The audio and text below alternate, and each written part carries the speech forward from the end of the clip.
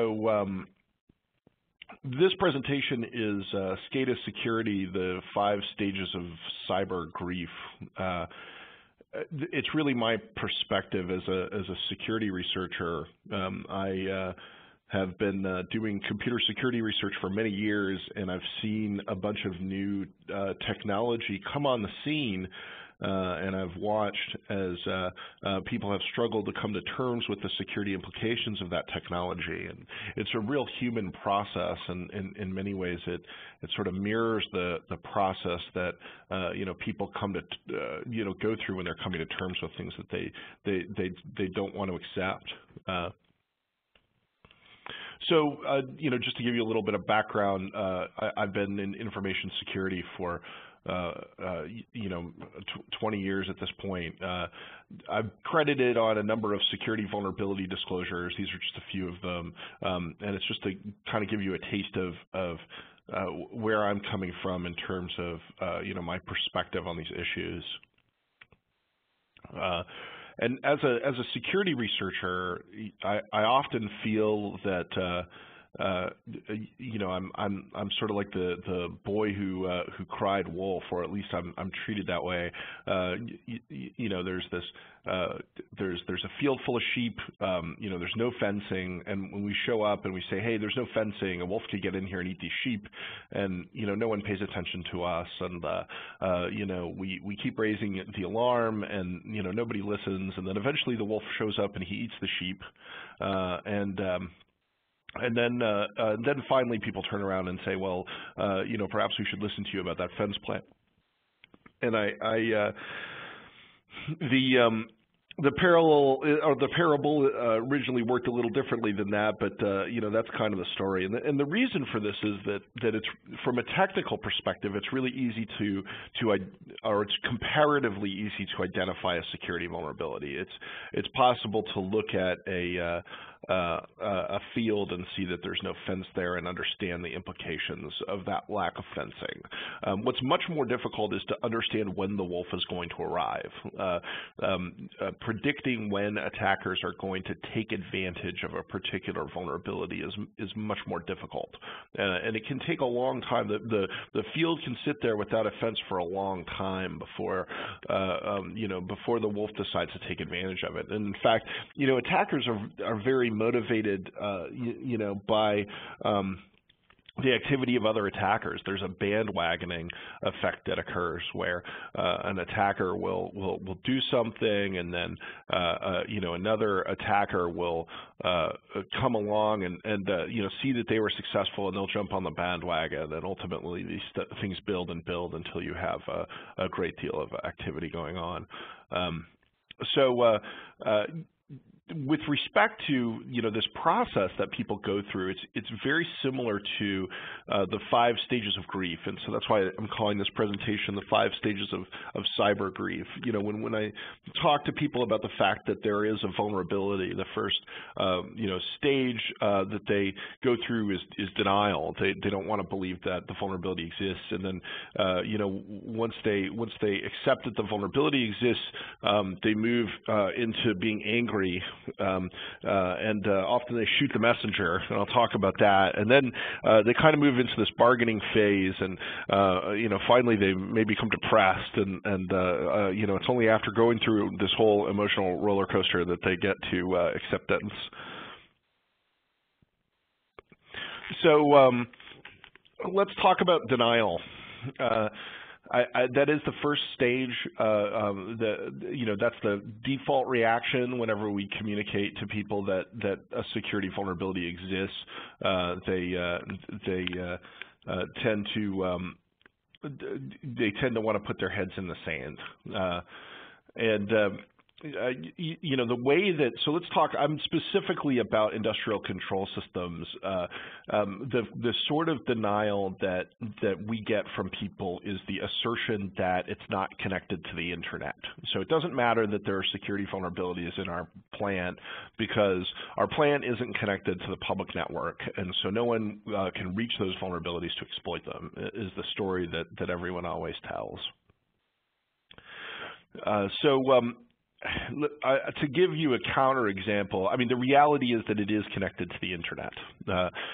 This slide comes from a presentation that a friend of mine, Robert Graham, did at a security conference back in 2006. He had been doing a lot of penetration tests of power plant facilities, and he told a story about sort of a typical example of a penetration test that he did. So he would show up at the client's location and set up in the meeting room and fire up his laptop, and he would get on the so the first thing that the client would assert is, well, we don't have Wi-Fi in this facility, so there's no wireless, and so of course he'd open his laptop and check to see if there were wireless access points accessible, and of course there was one, right? So he'd point that out to the client. Hey, you've got a Wi-Fi access point, and they would say that it's just for the lab. It's just the lab. It's not like a production access point. You can't really get access to our real network with it. And so, he would access that access point and start poking around. And it turned out that the lab network is connected to the office network, and he was able to access computers in the office network. And so he really is connected to the office. And so at this point, the client is getting a little bit nervous, but he says, well, our office is not connected to the control system for the plant. The control system for the plant is not connected to any public network. And so, even though you've managed to get access to our office, there are no implications for the security of the power plant. And so, digging around in the office in this case, for this particular client, they found a Sun machine that was running an out-of-date version of Solaris, and they were able to exploit a known vulnerability in that machine and get access to it. And it turned out that machine had two network interface cards in it. One of them was plugged into the office LAN, and one of them was plugged into the SCADA network that controlled the power plant facility. So in fact, he was able to sit down in the office, access a wireless access point without authentication, get into the office LAN, hack into a computer, and he found himself able to do destructive things to the power plant. This is not an exceptional example. This is a typical example of what we see in practice. This guy, Sean McGurk at Verizon, he's a penetration tester who did he testified in the U.S. Congress Subcommittee on National Security back in 2011. He says, in our experience in conducting hundreds of vulnerability assessments in the private sector, in no case have we ever found the operations network, the SCADA system, or the energy management system separated from the enterprise network. On average, we see 11 direct connections between those networks. 11. So there's a variety of different reasons why these interconnections end up getting put in place. One reason is that management wants reports about what the plant is doing. And so as a consequence, someone will set up a computer system with an interface card on both networks because that computer system is going out and collecting data about the plant and moving that data into a place where reports can be generated for management. Another reason why there's back office connectivity, it may be for billing reasons. So, the back office is responsible for billing customers, and the plant is ultimately responsible for producing the things that customers are consuming. And so there may be information that needs to flow between those two processes. A third reason that's pretty commonplace is in fact information security. So people know that they need to install patches on the systems that are in the plant. And in order to get those patches, they have to download them off the internet and they have to move them across to the plant network. And so they end up creating interconnectivity, which exposes the plant to attack in order to download patches that ostensibly protect the plant from attack. It's sort of a catch-22 situation. So the reality is that it's connected to the internet. Sometimes it's directly connected to the internet. So this is a screenshot of the water treatment plant for the city of South Houston, Virginia. So not Houston, Texas, but South Houston, Virginia. This screenshot was shared on the internet. It's kind of a funny story. There was an individual. So there was one of these Department of Homeland Security fusion centers in the Midwest. I think it was in Illinois. Raised an alarm a few years ago, claiming that Russians were hacking into the water supply for their state. They actually went to the press with this story, and a lot of people were skeptical of this. Why would the Russians care about the water supply in this Midwestern state? And it turned out that, in fact, the guy who was responsible for administrating this water treatment plant was actually on vacation in Russia, and he logged in remotely in order to get some work done. And so it's funny that they went to press with this shocking claim of an attack, and it turned out to be their guy working remote. Now, one might reasonably ask, why was he able to do that work or access those systems from his hotel in Russia? That's a good question. But anyway, while this whole controversy was going on, before people knew, or before everyone knew what the explanation was, there was a debate about whether or not the Russians would want to do this. And somebody sort of got the wrong idea and thought that the debate was about whether or not it was possible for the Russians to do this. And so he wanted to demonstrate how easy it was. And so he posted this screenshot of this water treatment plant, which he claimed was directly connected to the internet and protected with a 4-character password. In fact, there are hundreds of thousands, if not millions, of devices that are connected to the internet, and we're learning more and more about those all the time. This was a study from last spring. Researchers find more than 100,000 devices, including traffic lights and fuel pumps, directly connected to the internet. No firewall or anything. It may be a simple password. Maybe there's no password. There was a study that was published a couple months ago where somebody found tens of thousands of medical devices directly connected to the internet, directly accessible. One of the ways that people discover these devices is using SHODAN. SHODAN has been called the search engine for the Internet of Things. So you can go to SHODAN, it's shodanhq.com, and you can type searches in. And what SHODAN does is it's sort of like a web search engine like Google, but instead of indexing the content on all these web pages, what it does is it looks at all the services that are running on each host, and it indexes the banner that those services are offering. And so it does things like index SMB banners and Telnet banners and things like that. So when you search it for particular keywords, you can find a lot of systems that aren't necessarily supposed to be there. So I tried scanning for SCADA just to see what I would find when preparing this presentation, and I found this system in Austria. It's running Cytec SCADA 7.10. It's offering up SMB connections to anyone on the internet. Cytec SCADA 7.10 actually has a vulnerability that's been disclosed in it. So that's just a quick example that I pulled up, when making these slides. There was a group called Project Stride that started investigating what sort of embedded devices could be accessed over SHODAN, and they found some 500,000 industrial control system related nodes worldwide, about 30% in the U.S. Directly accessible from the internet, no firewall or anything, no VPN. So there's this group called ICS Cert that the Department of Homeland Security spun up in the United States, and they've been doing some great work in this area. I think that they're one of the most positive things I can say about the progress we've made in the world of control system security issues. And what they do is that they sort of serve as an interface between security researchers like me and the organizations that run control systems. Because if I contact some of these organizations that run control systems and say, hey, I found your water treatment plant connected to the internet, they're likely to be very angry with me, and I'll talk about that in a minute. But if the government contacts them and says your water treatment plant is on the internet, they're likely to be much more receptive to that information. So I can contact ICS Cert and tell them about things, and they will relate those things to the people who are responsible for fixing them.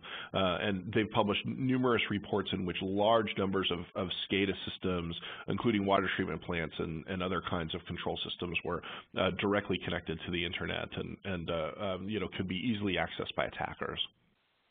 So we accept that we have to get past the denial stage. We're no longer in denial. We accept that, in fact, our plant is connected to the internet. If it's not directly connected to the internet, there's probably several indirect connections between our back office and the plant. And so, we have to stop believing that it's impossible to reach our plant systems. So the next stage of the 5 stages of grief is anger. And this is unfortunately an aspect of pretty much every security technology as it comes through, or every new technology as it goes through the process of security maturity. What happens is that people decide to shoot the messenger. They go after the vulnerability researchers that are disclosing the issues. They go after the security researchers who are pointing out that their water treatment plant is directly connected to the internet, and they say, you can't talk about that or we'll sue you. In fact, in 2012, in October, there was a conference here in the United States that was about nuclear power technology, and there were a couple of security researchers who were presenting their vulnerabilities that they had discovered in assessing nuclear power plants, and a couple of vendors of ICS systems that are used by energy companies filed a lawsuit against them in order to prevent them from presenting at that conference. So, this unfortunately happens in just about every technology space. Some software vendor will decide to use a lawsuit to suppress speech about a critical security issue. And so hopefully the anger phase does not last long. We try to get past that. And the next phase is bargaining. We try to rationalize or bargain with the reality that we're facing. So I think this is a good example of that. This is the same Robert Graham who did the pen test on the nuclear power plant that I used earlier in this presentation. He posted this blog post last year about cyber war and what might happen in that context. And someone responded to that post, and they said, "Can you please elaborate on your firsthand knowledge of hacker-caused power blackouts? Do you have specific actual examples, something tangible, or is this just more wink and nod hyperbole? Pen tests and red teams don't count unless they cause an actual blackout. Having specific examples would be very helpful in discussing the issue with people in the sector." So, this is what happens. So we acknowledge that our plant is connected to the internet, and we've gotten past the predilection to shoot the messenger as far as that's concerned. So now we're saying, well, okay, fine, it's vulnerable, it's connected to the internet, but no one's really attacking these things, are they? We don't have to fix this problem because the fact is that this just isn't happening in the real world, and so it's not a significant concern. And so people are out there sort of asking for specific examples. I think the reality is that we're beginning to accumulate those specific examples, and the people who are still out there sort of trying to bargain with this are really behind the curve. I think Stuxnet was a very significant event that really changed people's perceptions, because this was the first time we saw a piece of malware that was designed to destroy physical machines. And that was something that people have talked about for a long time, but they perceived that it was kind of a science fiction story. But here was an event where someone actually did it. And so it's no longer possible to argue that that's just you know, a paranoid delusion. It's in fact, you know, a reality that we have to contend with. In addition, you know, about you know, a few years later, we saw SHODAN, which directly targeted the energy sector in the Middle East. It was not a control system attack, but it was very destructive.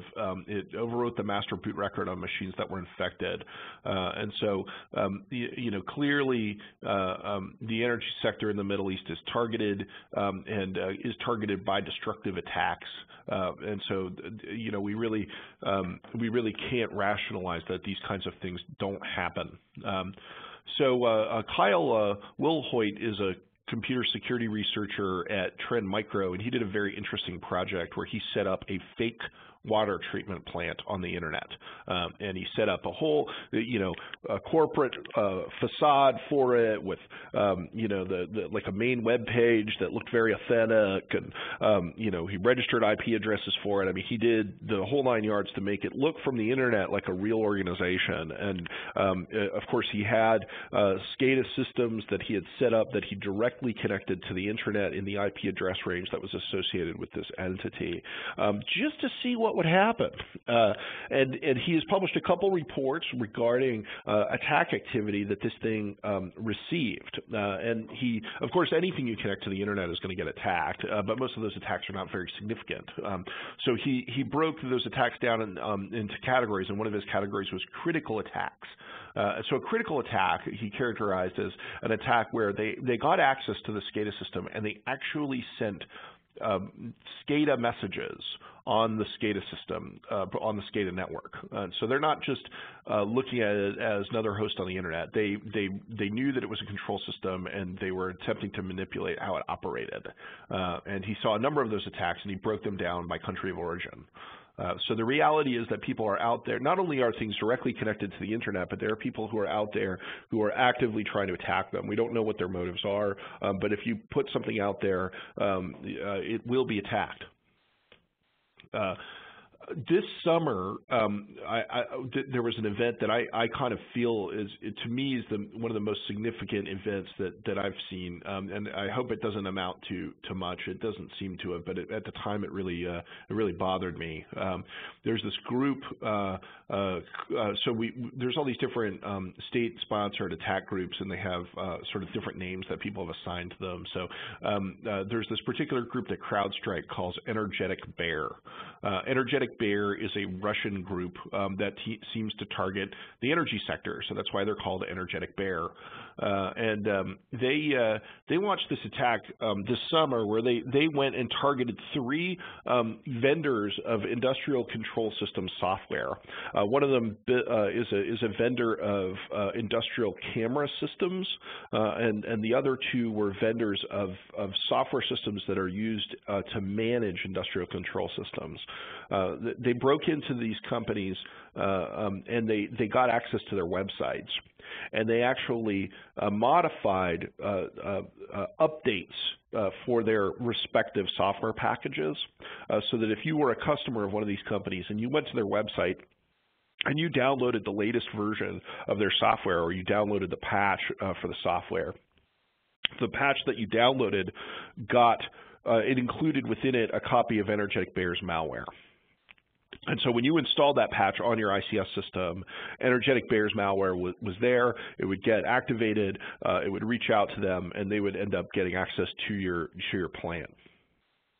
That is a very sophisticated, targeted attack. It's clear that they had an interest in getting access to plant that these products were being run on. We don't really understand what the motive of this attack was, but we often see computer attacks being used today in conjunction with conventional warfare. And given the escalation of tensions in Eastern Europe, I was very concerned about this at the time. This is the sort of thing that might happen as a prelude to a fight breaking out someplace in the world, where one of the adversaries will try to get control of each other's infrastructure beforehand, so that they can damage it through the internet in conjunction with some of the things that they're doing that are more conventional. So, this is the kind of thing that has the potential to be the nightmare that people have been predicting for a while, and that happened this summer. But we don't have to just focus on these sophisticated state threat actors. There are lots of different threat actors out there that can potentially cause us problems. Earlier this summer, Anonymous planned this day of attacks against energy firms, particularly in the Middle East. And so, Anonymous is certainly not considered to be the most sophisticated threat actor, but the reality is that they can cause damage, particularly when some of this plan is actually directly connected to the internet. Often, when we think about Anonymous, one of the things they typically do is launch denial of service attacks. And something we've seen over the past couple of years is that distributed denial of service attacks on the internet have become much more powerful, much more effective. And really, what's happened is that there are all these folks out there. If you Google for the word booter or stressor, you'll find there are people out there offering these services where, in exchange for money, they will test your website to see how resilient it is to a DDoS attack. And of course, they don't check to see if the website that they're testing is one that you actually own. And they don't so much care about that as long as your money is good. And so a number of different services have come online that are offering this capability. They're competing with each other. And so in order to compete with each other, they try to innovate by developing new capabilities to launch DDoS attacks using new services and new tactics that are effective at evading defensive solutions. This screenshot here, I sort of mashed together a few screenshots. One of them is TW Booter. They claim that they can bypass Cloudflare's protection. So, that's an interesting claim. That's what these guys are trying to do. And in fact, these guys are all criminals, and they have no compunction about anything that they're doing. So they have a tendency to attack each other. They'll break into each other's websites and steal each other's code and disclose that code. And so, you see, these guys go out and they do these innovative things. They develop new attack techniques, and then those attack techniques get stolen and they get disseminated to other sites. And the bottom line is that the amount of bandwidth that you can harness as an attacker today to launch a DDoS attack it's massive in comparison to where it was just a few years ago, and it's available really cheaply and easily. It's not hard to do this.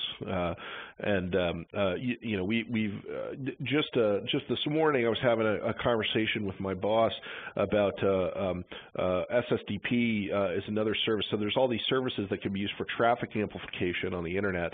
NTP is an example. People have been using network time protocol as a way of amplifying. So I send a packet to network time protocol, and it sends multiple packets to my victim because I can spoof it because it's UDP.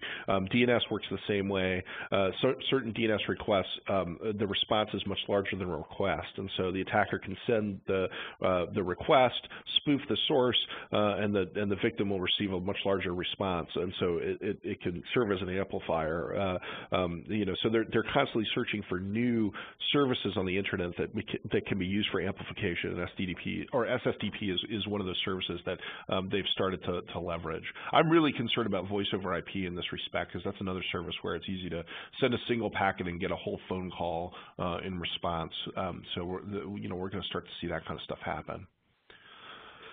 So we started out in denial, and then we got angry, and then we did some bargaining with this, and we're through bargaining. We accept that not only does this vulnerability exist, but our plan is connected to the internet, and people are actually likely to attack it, and that tends to cause us to move to the next stage of grief, which is depression. This chart shows you the number of vulnerabilities in SCADA devices disclosed between 2008 and 2012. You can see this massive increase in the number of vulnerabilities being disclosed. As a vulnerability researcher, I like this chart because this chart tells me that people are actually they're actually working on this problem now, whereas they weren't before. They're paying attention to the software systems that are out there. They're finding these vulnerabilities. They're working with software vendors to get them fixed, and those software vendors are finally making patches available. So this actually is progress. It's actually good. But for an operator, it's incredibly frustrating because the fact is that a lot of this technology is simply not designed to be patched very easily. Often you have to shut down control systems in order to patch them. That may require that you shut the whole plant down, which is something that is non-trivial from a business standpoint, and maybe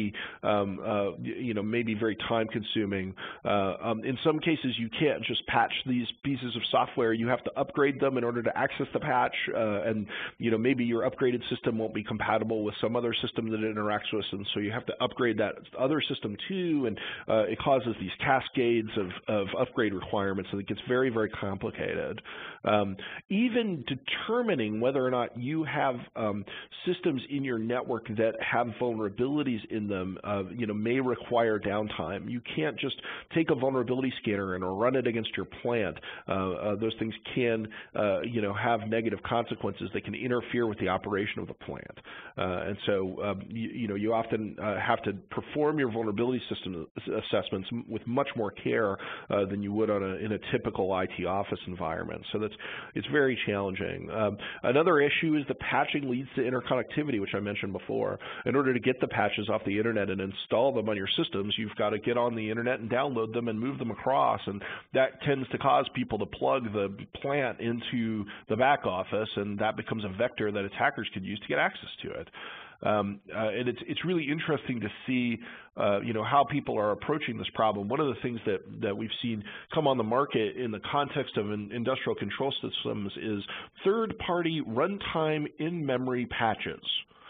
So the whole concept of a third-party patch is itself very controversial. So instead of waiting for the vendor of my software package to fix the vulnerability, a third-party security company puts out a binary patch for the vendor software, and I use their binary patch instead. It's happened before. It's a controversial idea because really, there's no better way to invalidate your warranty than to take a binary patch from a third party. But in this case, not only do we have third-party patches being used, but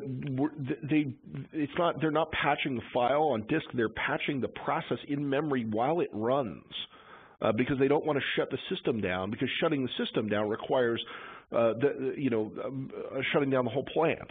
And so you actually have people offering software that will go into memory and fix a bug in code while it runs. So I haven't seen that occur in any other technology context in computer security, and it goes to show you the challenges that people are facing in dealing with these vulnerabilities in this context. Another thing that everybody always talks about is intrusion prevention systems in the context of industrial control systems. And I mean, there are good, decent SCADA IPS systems out there, but the reality is that people are reticent to enable those systems to block packets because if they block a packet that is legitimate, that can cause unexpected behavior on the network, and the plant may not tolerate that, and that could ultimately cause a problem. So people are very careful about deploying those things. So this is the final stage. We've gone through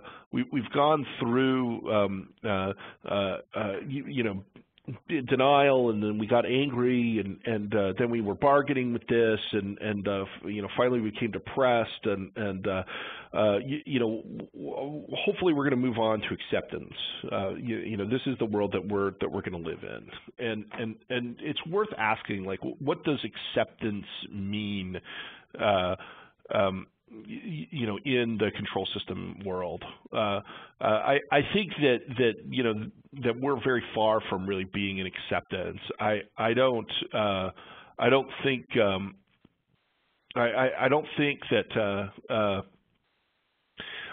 we're there yet. But I think that there are a few characteristics of getting there. I think one of the things is getting serious about interconnectivity. We need to find new ways to work. We cannot take the back office and plug it into the plant in order to install patches. We've got to have a way of moving data across between them, and that has to be clean. If we're using USB keys to move data across, we know what happens. So, I don't think we really understand the practice of information security doesn't really have a good answer to that question today. Of course that means accepting some inconvenience, which is very difficult to get people to do. It's just not going to be easy to manage these systems, and they're not going to be managed in the way the typical IT infrastructure is managed.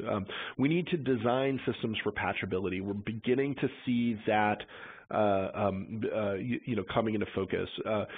Just a couple weeks ago, in the United States, the Food and Drug Administration, which is our organization that regulates medicines and also medical devices, issued regulations indicating that patchability needs to be considered in the design of any FDA-approved medical device.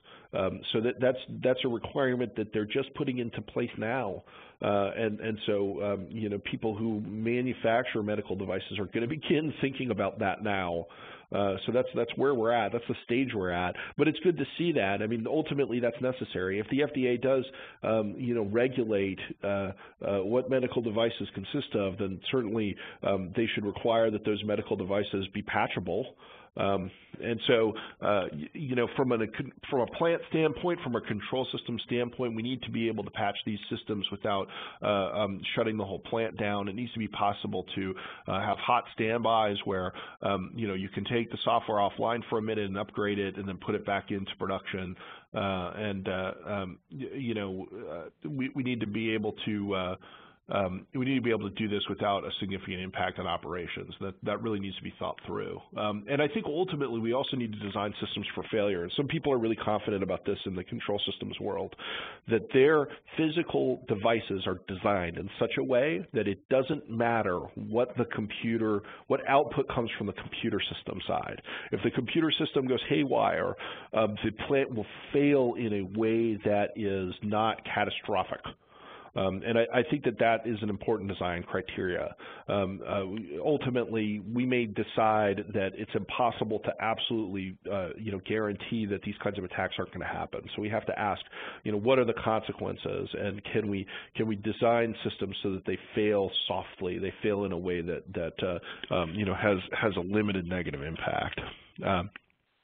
So, let's talk about what we do at Lancope that is relevant here. We do Netflow. So Netflow is a protocol that routers and switches speak. In fact, all of your routers and all of your Ethernet switches in your network most likely are capable of speaking Netflow today. It's a few lines of configuration on a say a Cisco router or Cisco switch in order to turn Netflow on. And Netflow is a protocol that provides basically metadata about the network activity that has crossed that router or switch. It provides source address, destination address, source port, destination destination port, time, how much data was transferred, that kind of information. No content, but it's internet metadata, and it is very similar to phone records in terms of, phone records have, who you called, what time you called them, what number you called them from, how long the call lasted. That's the kind, but they don't include the content of your call. That's the kind of data that you get in Netflow, the session information, but not the content. So, what can you do with metadata in the context of industrial control systems that can help address some of these problems? I think that the most important thing is that it provides you with a way to get pervasive visibility into everything that's happening within the plant, and you can do it without having to deploy probes or put in systems like IPS systems that sit in line that could potentially interfere with the operation of the plant. You don't have to install endpoint software. You don't have to reconfigure the endpoints. You don't have to put probes in place. The network that is already there becomes the sensor that you use to monitor it. And so because these systems are so brittle, because they're not designed to take endpoint software, and they may not be designed to have inline devices, this is one of the safest ways to actually get information about what's happening within that plant and collect that information. And of course you can do that not just in terms of what's going in and out of the plant, but in terms of how the systems in that plant are interacting with each other. And so this set of records of what network transactions occurred in the plant are useful, just by themselves as an audit trail, so that in the event that there is an incident, if there is an attack and you are trying to investigate it, it's possible for you to reconstruct, what that infected device was doing. So what I've got up here is an intrusion timeline. In this case, we've got a host here. It gets infected. The SOC finds out about it, and it takes them 7 minutes to get that machine disconnected from the network. Sometimes when I put this slide up, people start laughing because, in most organizations, it can take 24 to 48 hours for the SOC to get their hands on an infected machine and actually get it off the network. So this is a very optimistic timeline. And the question you got to ask yourself is, when that happens, what was that infected machine doing on my network while it was infected? And if that infected machine had access to the plant, then that becomes a more critical question. And so having an audit trail of all the network connections that came off that machine is really vital for reconstructing what occurred during that period of time. In addition, StealthWatch, which is the product that Lancope makes, is an anomaly detection system. We profile the behavior of every host on the network, and we develop a statistical profile of that behavior. We determine what is normal for that host, and if that host behaves in a way that is abnormal, then we can tell you about it. Some kinds of abnormal behavior are really obvious. We can fire on lots of data moving out to the internet. We could fire on if that machine starts scanning the other machines on the internal network, which is a typical thing that an attacker would do. That's going to light up like a Christmas tree. In a control system environment, this kind of behavioral anomaly detection is really, really effective because control systems they tend to have very homogeneous behavior. They're computers, and they're not necessarily operated by humans, and so they do the same thing every day, and they do the same amount of stuff every day. It's business as usual, and so the behavioral profiles become really, really tight as a consequence of that. That normality of the behavior. Whereas if you're in an office and you have humans operating computers, their behavior changes erratically, and so you get much wider profiles. On on an ICS network, the profiles are very tight, and so anything that's out of the ordinary is going to stick out like a sore thumb. And so, behavioral anomaly detection is really a great security solution in this environment. It's also very useful because if you think about the sophisticated kinds of attacks we're talking about, organizations like Energetic Bear, we don't know what they're going to do beforehand. An IPS system looks for known attacks, but we guess that Energetic Bear is going to hit us with an attack that no one's ever seen before. And so looking just for known attacks or known bad things is not sufficient to protect yourself against that kind of entity. You really need a technology like this that is able to identify things that are unknowns for you to investigate, things that are suspicious, things that are out of the ordinary. And that's what StealthWatch is able to do. And I'll give you an example. It may be mundane, but it's a perfect example of the kinds of capability that this technology can enable. So we have a customer that operates a large number of oil rigs, and some of these things are they have a limited staff, and they've got cameras, surveillance cameras all over these things that are recording data all the time. And they had an incident where so obviously they have somebody that watches these surveillance cameras, but that person is not able to watch all of the cameras all of the time because there are simply too many cameras. So for the most part, they store the data and they go back and look at it if they have an incident that they need to investigate. And they had a problem, and they went in to look at one of the cameras to see what that camera had recorded. And unfortunately, the camera had not been recording data for several months. And because these industrial internet-based camera systems, it's just an example of these embedded devices are not, they don't always have all the features that you'd really expect an internet-based system to have. And so there was no monitoring capability in this camera system. It had no ability to report a fault if it wasn't getting data from one of the cameras that it was supposed to be monitoring. And because there were so many cameras in the system, no one noticed that this particular camera wasn't collecting data. And so unfortunately, they were not able to investigate the incident that they had. So they actually purchased StealthWatch, and we came in and started collecting data from the routers and switches that they were using to wire this network up, and we're able to see all of the traffic that's flowing between these cameras and the data collection point. And we can baseline that.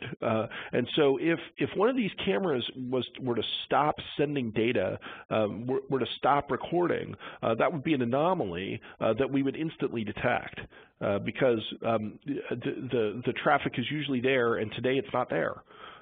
So we're able to augment the capability that's in that camera system by providing the ability to monitor the network traffic that is generated in order to make sure that it's normal. And that was a tremendously valuable feature for that client, and enabled them to to have more confidence in the integrity of their camera system without having to replace it and install a completely new system with different features. So it's a mundane example. It's not the Russian government hacking into something. But the reality is that it was a place where we were able to provide a lot of value to a customer in a clear way, simply through our behavioral anomaly detection and our ability to monitor networks without deploying probes. So I think it speaks to what you can do potentially on your network with our technology. We are going to be at GITEX next week at the Dubai World Trade Center.